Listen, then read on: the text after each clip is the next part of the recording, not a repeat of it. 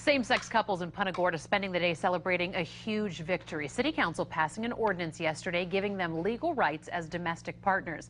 But after years of fighting for this very outcome, Four Corners' Dave Culbreth is asking, is it really just that easy, or is there a catch? Dave?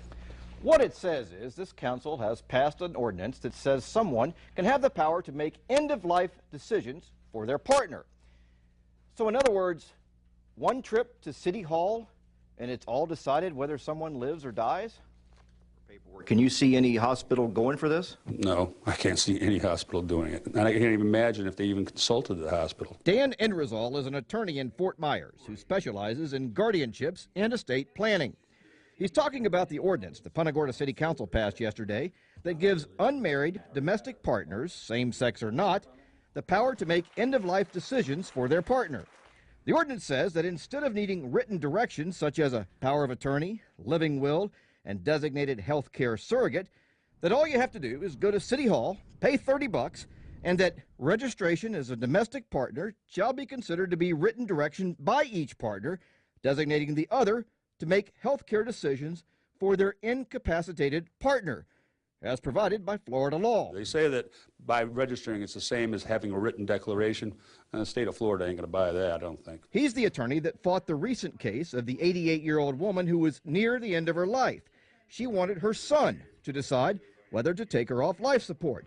So they had a blood relative, a power of attorney, and a living will.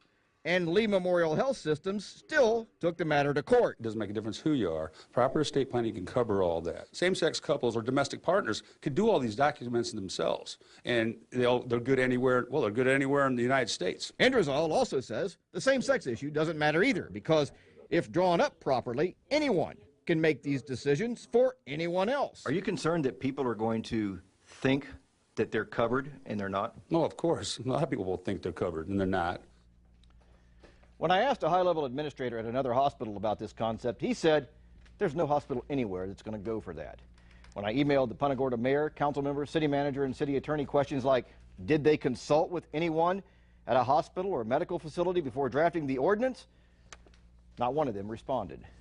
Live, Dave Culbreth, Fox 4 in your corner. All right, thank you, Dave. An interesting twist tonight. We want to know what you think about the same-sex registry or what you heard from Dave here. Call or text us 206-FOX4 or email us news@fox4now.com.